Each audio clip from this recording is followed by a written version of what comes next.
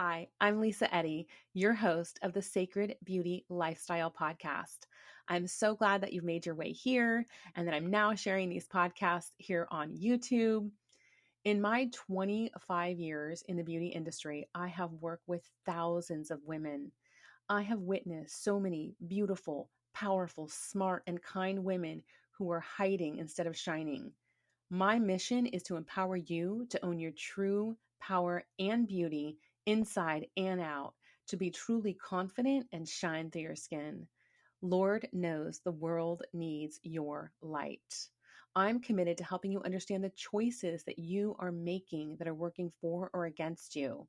I'll also be sharing beauty tips and tools your mother never taught you, and together we will bust urban beauty myths. Make sure to subscribe today to receive episodes right when they are released. For those who prefer listening to the audio podcast, head over to sacredbeautylifestyle.com.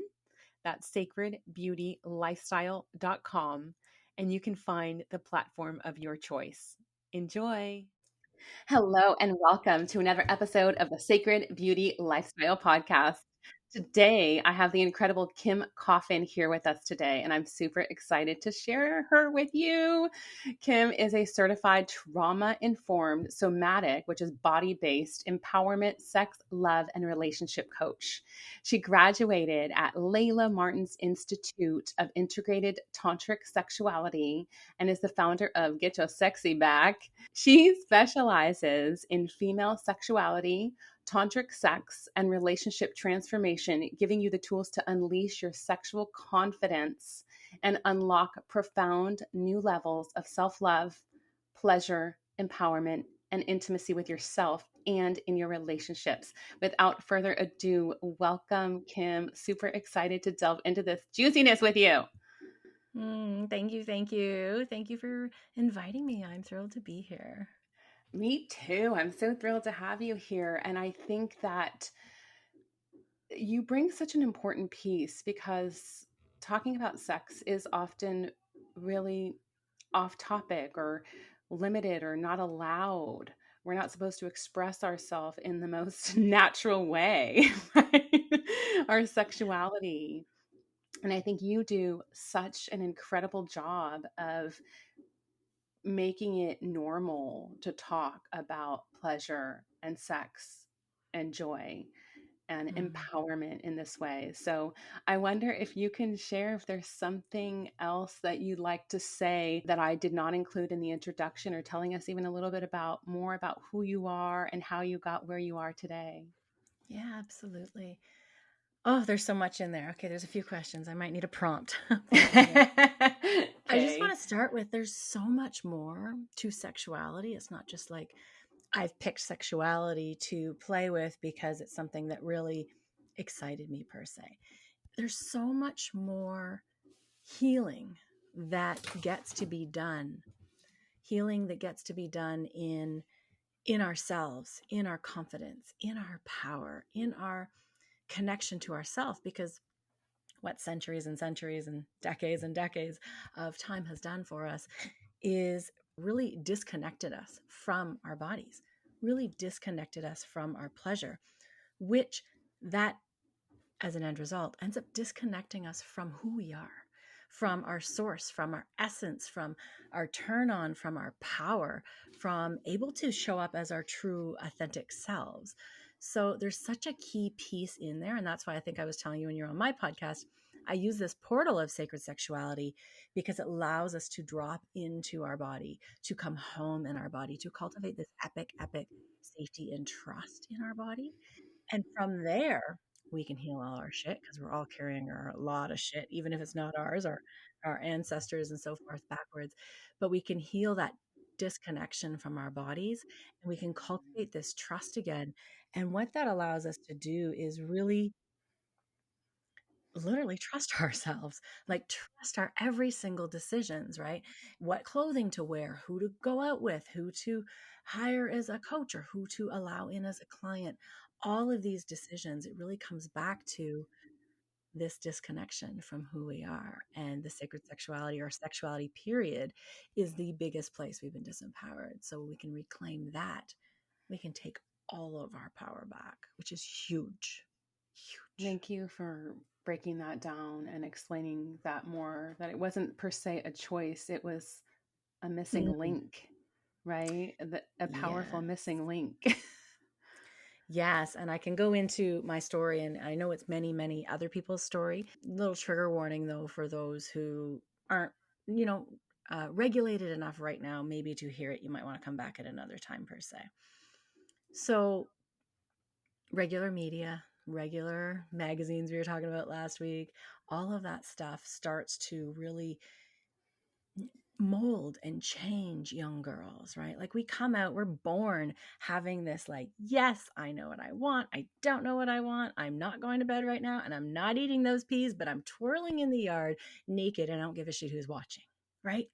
Like that's how we are when we're little children, girls and boys, it doesn't matter. But this stuff gets knocked out of us, reprogrammed out of us. And before we know it, we enter these years of teenagers being really confused. We're like, should I fit in? Should I do this? Should I do that? Do they like me? Do they not like me? Am I dressed properly? You know, comparison, all of these things. And then you can add on the sexuality piece, right? There's a whole other chunk there. My story specifically goes into me actually being woken up in the middle of the night, being sexually assaulted by my stepfather. And that was an incredible, painful experience. And I went through every single trauma response through the evening and through the night. I stayed up between 2 a.m. and 7 a.m., 6 a.m. when he went to work. And then I was like, oh, I know what I'm going to do. I'm going to tell my mother. That's all I have to do, right? Is tell my mother. And I was like, okay, I got this. And when he left for work, I told her, and immediately she believed me. But then she sent me to school. There was many red flags. She sent me to school. A couple hours later, picked me up from school and said it never happened. And it was never discussed again. Never discussed again. So that betrayal on its own, actually, I didn't know it at the time, right? It took me many years. That betrayal and that assault made a huge impact on my life. It moved me into more judging, more doubting, more not sure what I'm doing. How do I make sure I fit in? Comparison, all of these things. And definitely not connected to my body. My body was not safe. Like I learned that really quickly. I hadn't even kissed a boy yet, right? So it's that young age of what? Like what, all of a sudden I have breasts and now I'm being assaulted, right? So it was really, really challenging. So fast forward into my 20s and 30s, I ended up being burnt out, stressed, exhausted, depleted, caught overgiving constantly, people pleasing, doubting, feeling like I didn't fit in, right? Not speaking my truth, not confronting my mother even still. It actually took me 27 years to confront my mother. 27 years. But what that did is it left me frustrated and angry and a lot of pain, a lot of trauma that we hold, whether it's ours or our parents, grandparents, and so forth. We can hold this trauma actually in our body. So a lot of hip pain, a lot of pelvis pain, back pain, stuff like that. So, and very quickly, I ended up guilty. I had 3 babies. I ended up feeling guilty that I wasn't happy. I didn't know what was wrong. There was so much layered into this. And it's looking back where we can see what really happened, right?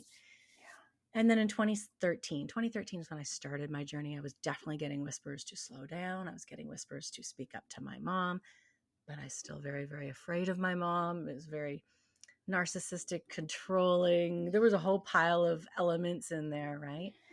It was 2017 where I really, really reclaimed my power. That's when I was like, I've had enough of this. I hit a bottom, essentially. I really did hit a bottom where I needed to reclaim my power in all of these areas, or there was nothing left of me. Like I just knew there was, like I had to. I was that low kind of thing. So yeah, the journey was incredible. That is where I reclaimed my body, reclaimed my sexuality, reclaimed my power, learned how to speak my truth, learned how to, show up in a way that allows me to turn on, that allows me to have glow and juice and energy, and the whole sacred sexuality journey kind of continued from there. Wow. That was the Coles Notes. Right? Oh, wow. Yes. It's just so intense. And it's unfortunate that, you know, you're not the only one that this happens to, that this happens to No. so many. And so thank you for being brave enough to share your story because some people haven't found their voice yet, right? Yeah, And and they haven't don't healed it. see Mm. how much it's affecting them. Yeah, when I heard you talking about being stressed and depleted all the time, I could just imagine and witness the overarching and the performance drive of like making everything look good. If it looks good out here, then I'll look okay, right? And that's Yeah. exhausting. It is exhausting. And yet it's what 99% of the people walking around these days are doing. Overworking, keeping up with the Joneses, making sure they look good, putting on a smile when they want to cry. Right. Yeah, 100%. I know there's a beautiful turning point that is happening now. Like there's a pivot. Like we're being invited by the cycles of the earth, the time that we're moving through right now. And so many of us way showers showing up and doing the hard work and taking center stage, speaking and telling stories like you're telling right now so that we can make this shift, so that we can feel better, so that we can show up empowered. And I'm Yeah. curious about what you shared because it was through a sexual trauma that you found your way to really owning your power. And while this happens more often than we like to believe, perhaps as a culture, some people have been shamed just by being sexy or by what they Absolutely. like or, you know, by the way they look or different things like that. So it might not be so extreme, right? Uh, Absolutely. so I'm curious, I guess I'm curious. The question here perhaps is, how to know that it is coming from a place that you have cut off, that how do they know what they don't know? Yeah, and you said a key word there. It's not as extreme. And I actually like beg to differ. I think it affects each of us the same way. Whether it's cat Oh. calls, whether it's slut Mm. shaming in high school, whether it's, oh, you've got breasts and you're the first one. Oh, I know what you're doing. Like Mm. this affects us on a body-based level. And it affects our psyche. Like it really hits us to the core. And we learn to get small, as Yeah. small as we can be. We learn to put ourselves in these boxes to be accepted, to be loved, to be good enough. So it really does affect us no matter what. Honestly, to again kind of answer your question, Mm-hmm. every single woman on this planet is holding some type of sexual trauma unless they've done their work. And even then, we still hold it. We just know how to really hold it with a grounded, regulated nervous system when things get activated. But we are all holding it simply because of the thousands of years of disempowerment around our bodies. We, come from sex. We come from our body parts. Like we talked about this on my podcast too. We don't even have the proper terms for our vulva, for our pussy, whatever we were going to refer to it, or our yoni. We don't have the right terms. And what we don't know, what we don't name, we cannot own our power on. And our bodies are just simply beautiful. There is nothing to be ashamed of. But these constant shamings you may or may not have received in different ways. It could be from a boyfriend or a partner. It could be from a parent. It could be from a teacher. It could be catcalls, assault of any sort. We are storing these in our body, and we are learning ways to survive, but we're not thriving. Mm. Thank you for bringing in that they're all affecting us in perhaps really big ways. And so, not to minimize, if you're listening to this, not to minimize if you didn't have a sexual assault, that doesn't mean that you're not carrying this. Like Kim is sharing, many of us are carrying a piece of this puzzle. We also feel collective pain. I like to think of Yeah. us as ants. When you kill an ant, if you've done that before. Sorry, I don't do that anymore, but like I have killed an ant in the past, and then you would see like all the little ants start running around. It's like even if they weren't right there and they're trying to move out, they feel it. I think they feel that, and as do we. Mm. You said Yeah, some there's yes. Go sorry, ahead. I just wanted to add there, Mm-hmm. even if your great, great, great, great grandmother got assaulted, your DNA naturally changes when there's a trauma taking place. So it is coming down the line, whether you want it to or not. And that, I believe, I suspect, I don't know. Now I'm not sure, but there's a part of me that wonders if it used to happen even more, like if that was more normal. Okay.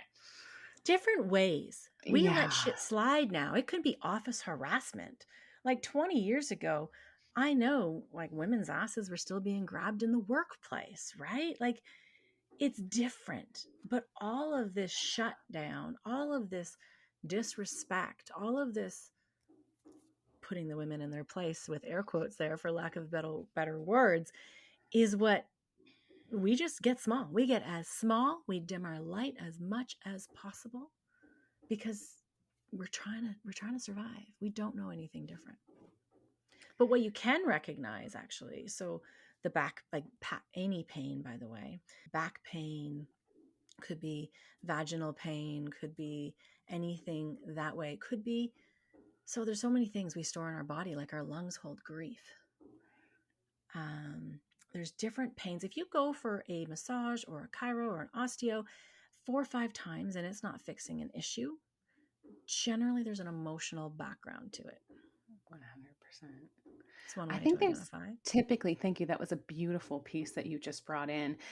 I think that there's always an emotional component to any dis-ease we have in the body, whatever it Mm-hmm. is, that there's some sort of emotional component. And I love that you brought that in. Thank you. And my wheels are turning. There's just, there's so much here.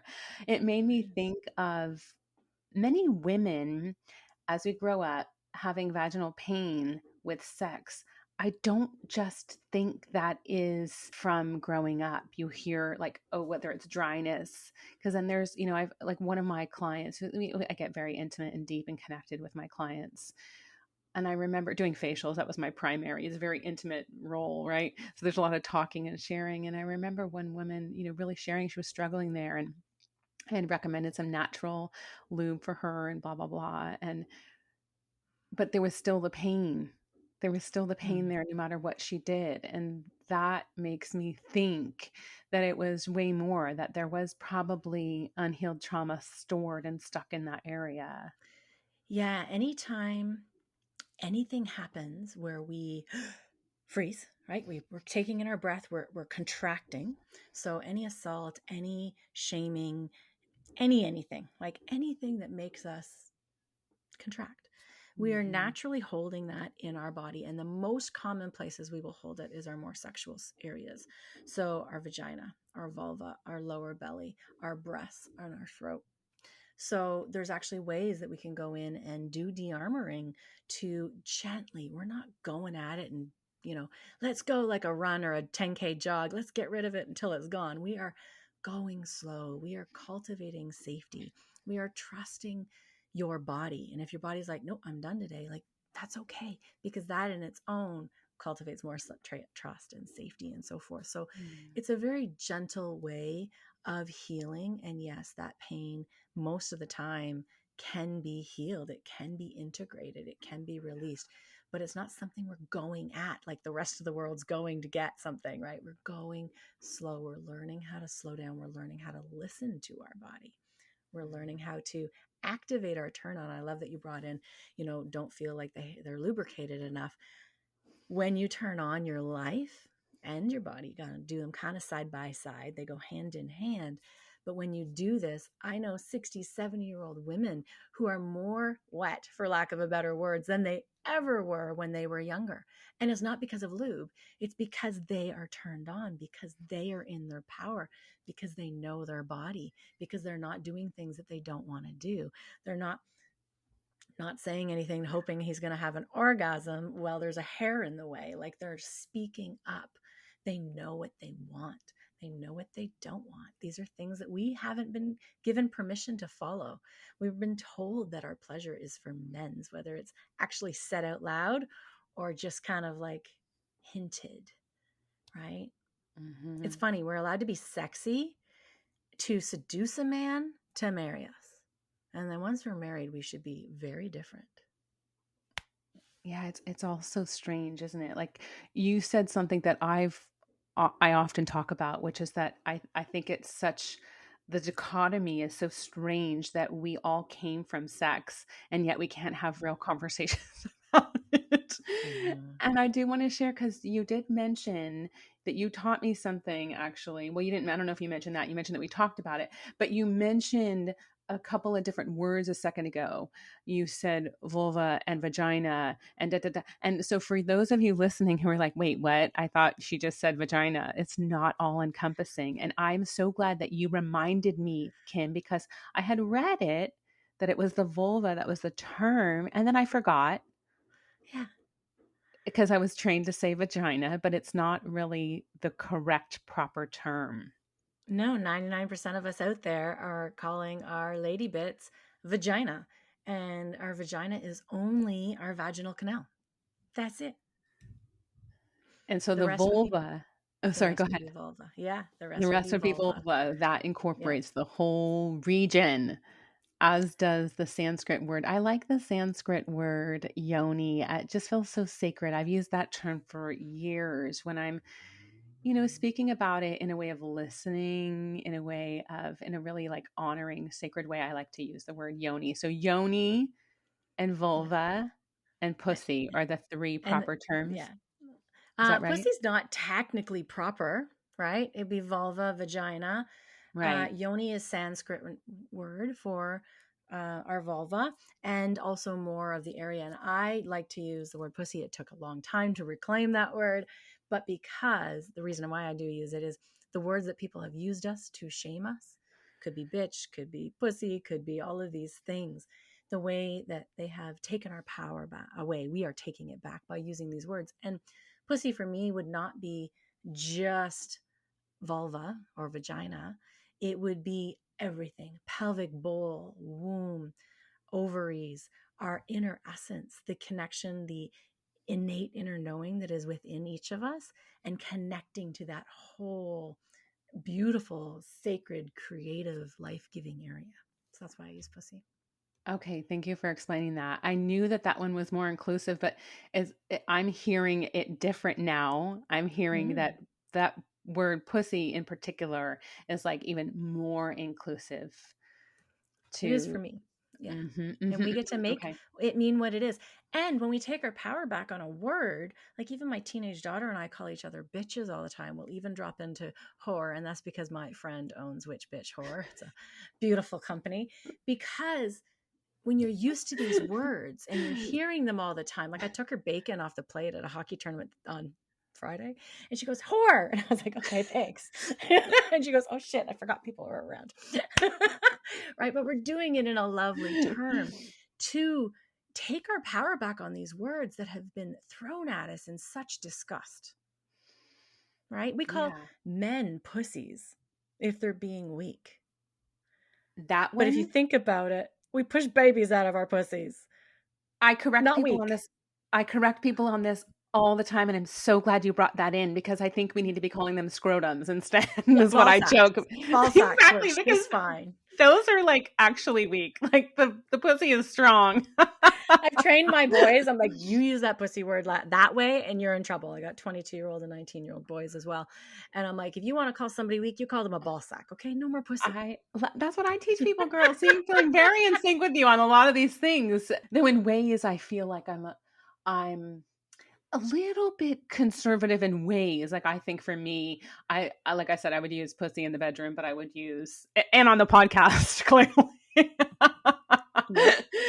but I like yoni otherwise. But yeah, but I love and not but I love the deep truth that you're bringing because I stand for truth telling and Mm. I'm with you. I think I love cussing. I like, and I love having fun with it. And I think that your intentions, I always say that it's our intentions behind the word that make all the difference in the world, right? So if you're being mean, like I've always taught my daughter, we don't call people names, we don't hurt people, we don't do mean things intentionally. That's very different than when you're saying a word and you're being playful. So I completely get what you were sharing, where a lot of people don't like what they would call a foul mouth, or like even me, I love fuck is my favorite word.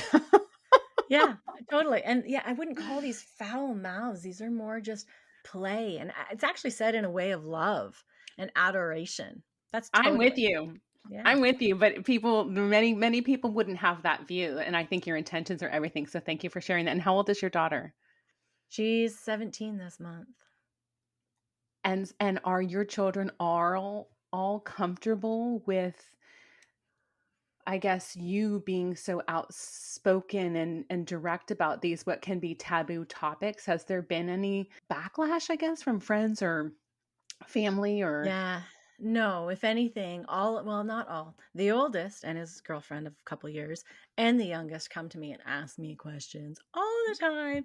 They're um, like, I think I was talking to his girlfriend a couple years ago out on the pool deck and talked to quickly dropped the word squirting. And my 22-year-old, he was probably 20 at the time, goes, "Pardon?" And he runs over to goes, "Tell me more." So I was like, okay, we're going there. So the openness and the conversations are great. Like my daughter asked me 6-8 months ago, how do I kiss? I haven't kissed a guy and I'm dating a guy now. So we go into all of these conversations. It's normal things that every single person on this planet does, but yeah. yet we don't talk about them. And it's like to be closed doors and all of these things. So yeah, we talk about them. My middle guy is a little more shy, but he doesn't have a problem with it. He's just more shy. Thank you for being willing to talk about it. Yeah. I, it's really important and it is part of the healing. And I think another reason why I really love what you're doing here is because I know from personal experience and from working with my clients that whenever we have cut off any part of ourselves, we're not owning all of who we truly are when we're rejecting, whether it's our physical appearance or our desires. We can't be full and whole and complete by hiding this part of us. And I believe that that there's such an opportunity and such magic in sometimes where we've had the wounding, Mm-hmm. where whether it's we rejected these pieces of ourselves or we've been insulted. Is there anything that you can speak to about that, like Yeah. retrieving the wounded? Just Yeah. not even speaking about it, Mm. having it be hush hush. And I'm saying be like air quotes, like it, Yeah. that itself is wounding us. That itself is causing deep pain. And I totally agree with we can't own our true authentic selves. We can't be exactly who we are and who we're meant to be here on this planet and what we're meant to do if we're disowning a major part of ourselves. It's not just a minor part like a finger. We're talking like how we get here, how we create life, our intuitive centers, our lower two chakras. Like this is us. This Mm. is us. And there's such a deep spiritual aspect as well that goes along with sacred sexuality. It's Mm. Mm. powerful, powerful work. Can you speak to something about sacred sexuality? Because that's one of the things that turned me on about your I work. love it. I love it. I love it. I love it. Yeah, sacred sexuality is also known as Tantra and tantric sex playing that way.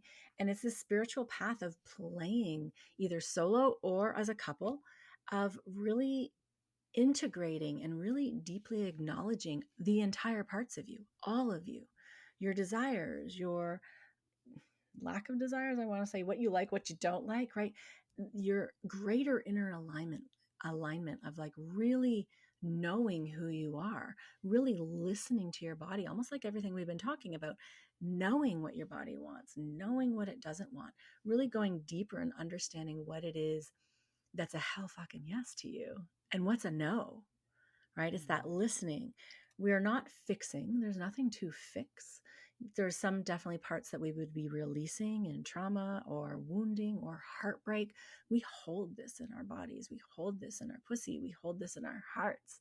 So we're not fixing, there's nothing wrong with you, but we are bringing in love and compassion and acceptance for every single part of ourselves. And especially the parts that have been dismissed and discouraged or shamed, right? And really getting underneath and reconnecting to our body, reconnecting to our essence. I didn't say that right. Essence.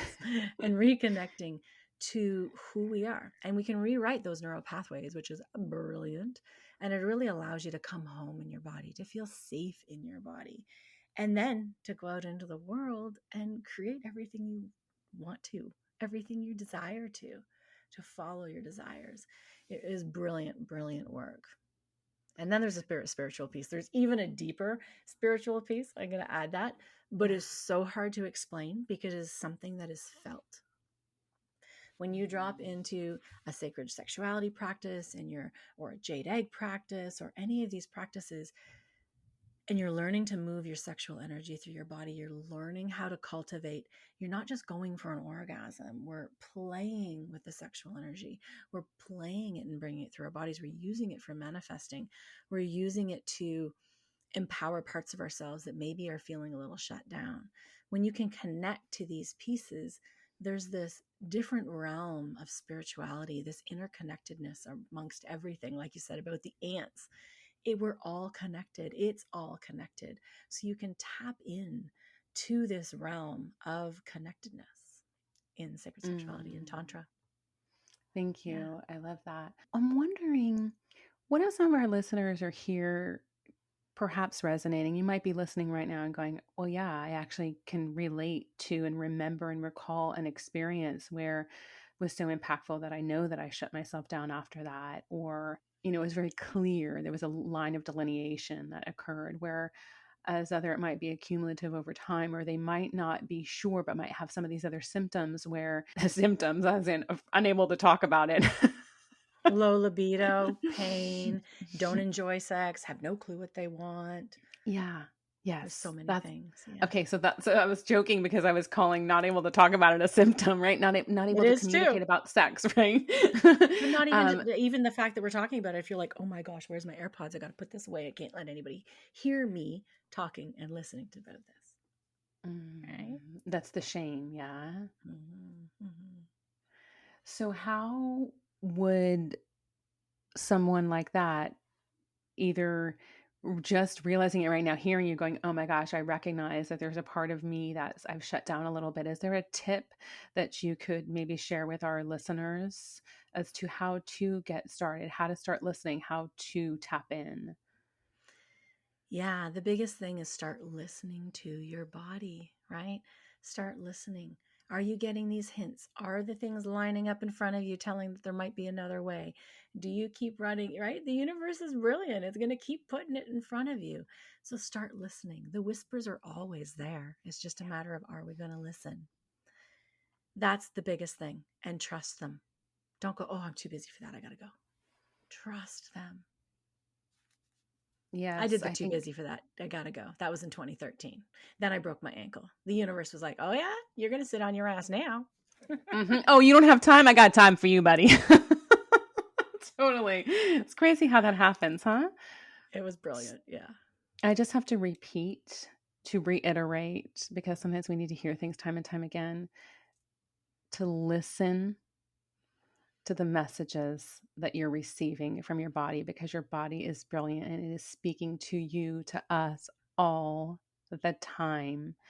And when we are moving so quickly that we can often ignore, miss. So there's a training that goes into what Kim is sharing here to really listen. It's carving out quiet time even to start to listen.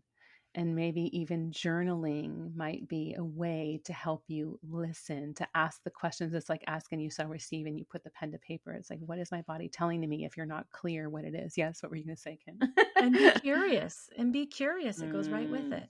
With Be curiosity. curious. Be open. Go, what's coming up here? What is this trying to tell me? What do I need to do? 100%. And if that's like blocking, like if you're like, what the hell are you talking about? Listen, like, because I get it. I used to say in like 2016 beyond, I was a walking, talking head. Like people would be like, what do you feel in your body? I'm like, nothing, nothing. Like I totally disconnected. So if you feel nothing, know that that's also a sensation. Numbness is a sensation. These are all sensations. So you just simply need to start, okay, what do I need to do next? What would be the right next thing? Thank you for breaking that down because I think that is a very important piece. And then I'm just going to also reiterate the last piece of that. So now we have listen with curiosity and trust, because so often, oh my gosh, how many times have I received messages and just not trusted myself? When we are not believed, for example, the experience that you had as a young girl, you were told that that never happened. So then there's a place, for example, that we can start to doubt ourselves when we are lied to, when we are gaslit, when we are deceived, when we are betrayed. All of these experiences can teach us that, oh, I don't know well enough, or I must be wrong. I know this may sound silly, but I didn't even like telling my daughter that Santa Claus was true because I didn't want to lie. I felt like it wasn't a truth. And I wanted her to be able to trust herself. And again, I know that might feel extreme or weird for people, Yeah, but it's a good thought. when the children, when we're children and we're going, are you sure? Because they have a feeling, there's something in them that's saying this is not true, and then we go, yeah, you're crazy, it's true, Santa Claus exists, don't you hear? Right? You know what I mean? Like, I'm just saying.